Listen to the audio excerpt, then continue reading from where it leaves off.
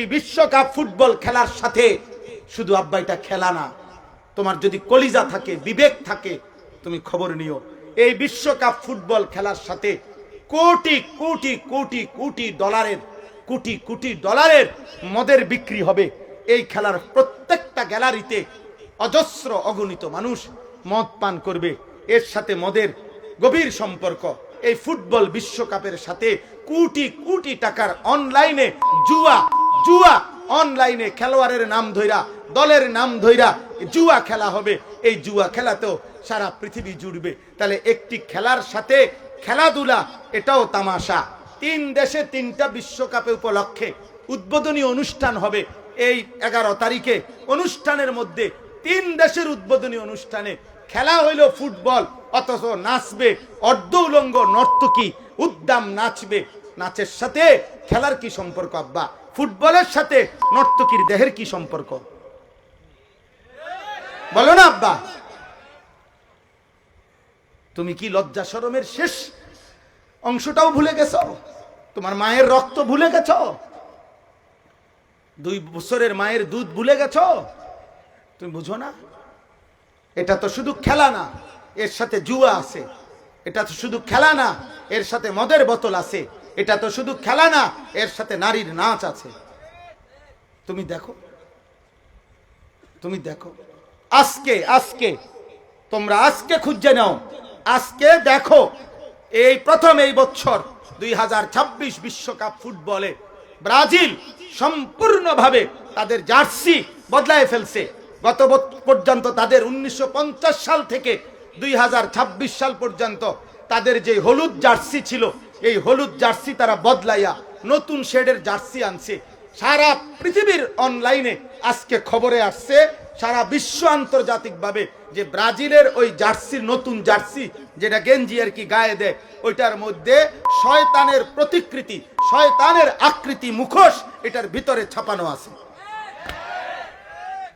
আমরা চাঁদের দেশে থাকি না, আমরা তোমগরে সচেতন করার জন্য খবর রাখি। আমরা মঙ্গল গ্রহে থাকি না, প্রতিদিন খোঁজ খবর রাখি। বুঝো নাই আব্বা? সারা পৃথিবীর সচেতন মানুষ প্রতিবাদ করছে অনলাইনে যে ব্রাজিলের এই জার্সির মধ্যে শয়তানের প্রতিকৃতি, শয়তানের মুখোশ এটার ভিতরে আছে।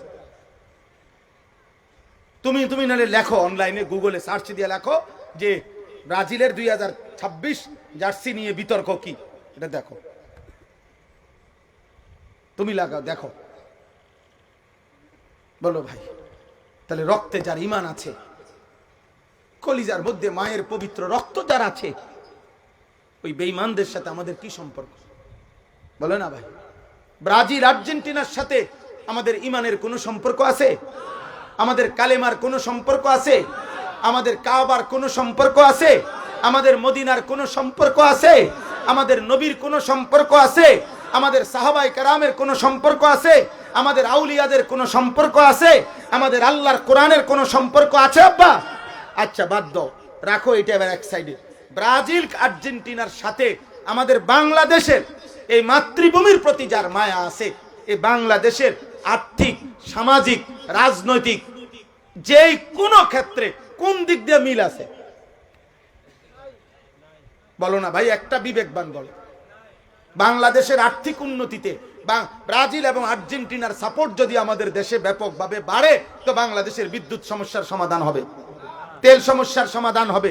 বাংলাদেশে হত্যা, খুন, ধর্ষণ, 8 বছরের কন্যা ধর্ষণ, এইভাবে ব্যভিচার, এটা বন্ধ হয়ে যাবে। বলো না ভাই। তা রাষ্ট্রের আর্থিক কি উন্নতি হবে? আখেরাত বাদ দাও, দুনিয়াবি উন্নতি কর। বলো না ভাই। কি কারণ থাকতে পারে? অসভ্যতারও তো একটা জাতফাত আছে, অসভ্যতারও তো একটা জাতফাত আছে, বেহায়ারও তো একটা জাতফাত আছে। এটা কোন বেহায়ামি? এটা কোন অসভ্যতা? বলো। এজন্য প্রত্যাখ্যান করো। বলো ইনশাআল্লাহ। প্রত্যাখ্যান করো, প্রত্যাখ্যান করো, প্রত্যাখ্যান করো। ঝগড়া তো মানায় না আব্বা, ঝগড়া তো মানায় না। খেলা তো খেলা না, খেলা তো খেলা না। খেলার সাথে মদ আছে, খেলার সাথে নর্তকী আছে, খেলার সাথে জুয়া আছে, খেলার সাথে কোটি কোটি টাকার হারাম বাণিজ্য আছে, হারাম বাণিজ্য। নাউজুবিল্লাহ, নাউজুবিল্লাহ, নাউজুবিল্লাহ।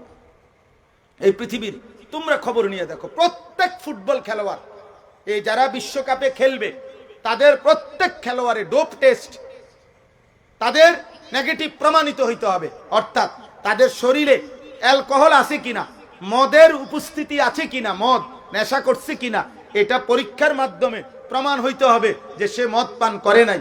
হ্যাঁ, ডোপ টেস্ট বলে এটারে। অর্থাৎ এখানে যদি সে নেগেটিভ প্রমাণিত হয় তাইলে খেলতে পারবে। যদি শরীরে অ্যালকোহল, মদের উপস্থিতি পাওয়া যায় তাইলে সে বাদ। তাইলে বোঝা গেল ফুটবল খেলার মধ্যে এই খেলোয়াড়রা অসংখ্য যারা নেশা করে, এই নেশা তাদেরকে উত্তাল বানায় ফেলে। এই জন্য এটা পরীক্ষা করে করে বিরত রাখার চেষ্টা করে, কিন্তু বারবারই প্রতিবারে এরকম অসংখ্য দামি দামি খেলোয়াড় বাদ পড়ে যায়।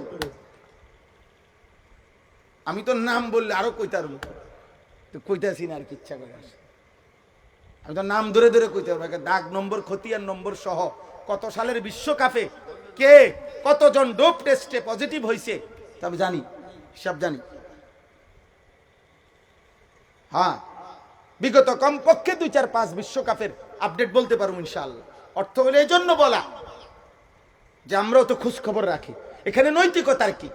তোমরা এবার শেষ কথা হইলো আমার ভাই, তোমরা কমপক্ষে সব বাদ দাও, আমরা মোল্লা মৌলবীর কথা বাদ দাও, যারা আয়োজন করছে ওনাদের কাছে গুগলে সার্চ করে, এই যে ফিফা আন্তর্জাতিক যে ফুটবল ফেডারেশন, যেটা যারা আয়োজক, তাদের কাছ থেকে জানতে চাও যে আপনারা বলেন গোটা পৃথিবীর কি উন্নতির জন্য আপনারা এই খেলার আয়োজনটা করছেন, এটা ওনারা কো, কথাটা বুঝছেন? হেরা বলুক, এটা ওনাদেরকে বলো,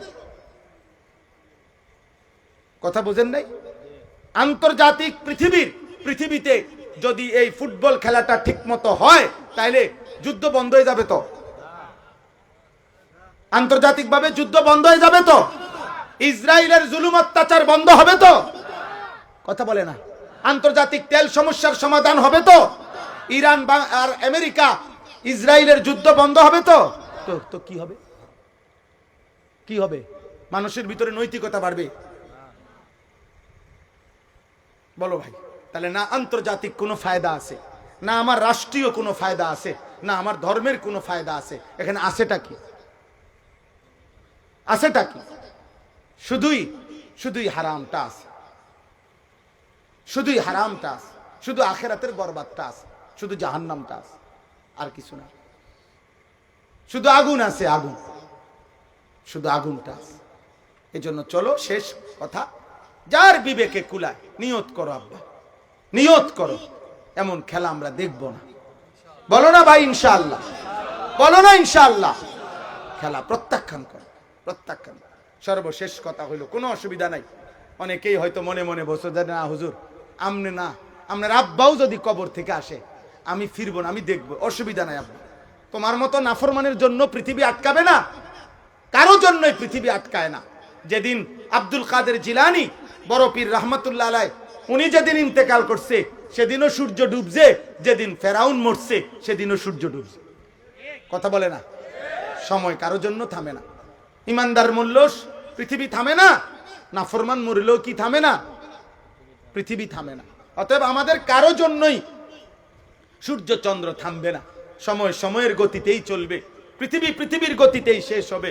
আমারও মৃত্যু হবে, আপনাদেরও মৃত্যু হবে, ইমানদারেরও মৃত্যু হবে, নাফরমানেরও মৃত্যু হবে, কিন্তু একদিন কবর আটকায় যাবে, একদিন হাসরের ময়দান আটকায় যাবে। এই পৃথিবী বন্ধু ছেড়েই দিতে হবে। হাসি কিংবা কান্না, আনুগত্য কিংবা নাফরমানি, পৃথিবী তোমাকে ছেড়ে দিতে হবে।